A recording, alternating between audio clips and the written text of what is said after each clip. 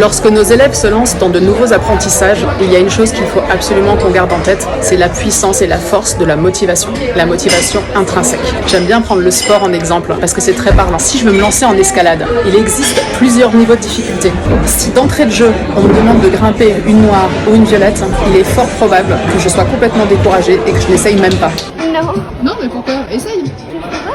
C'est tout à fait pareil quand on a un contrôle sur les fractions et que rien qu'à la vue de tous les calculs à faire, les élèves ne se lancent même pas.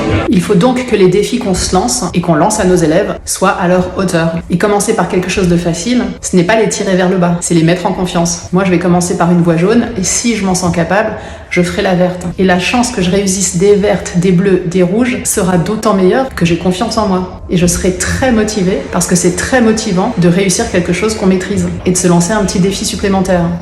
C'est très démotivant à l'inverse de commencer par quelque chose de trop dur. Ça donne même pas envie de faire le facile. Parfois, on en arrive même à se dire « je suis vraiment pas faite pour cette discipline. Les maths, c'est pas pour moi. » Mais si, les maths, c'est pour vous. L'escalade, c'est pour vous. Mais on va commencer facile. Ce qui permet de rester motivé aussi, c'est l'étayage, l'aide qu'on va recevoir. Il y a des paroles, il y a des gestes qui vont faire qu'on va se dépasser. À l'inverse, si on nous pointe du doigt quand on se trompe, ce qu'on fait de mal, ça, c'est décourageant. Non, c'est pas comme ça qu'on met les mains. Vas-y, et maintenant. Alors que lorsque quelqu'un d'extérieur nous pointe du doigt nos réussites, Impeccable, les deux mains dans le même sens, voilà. Et tu pousses dans la jambe.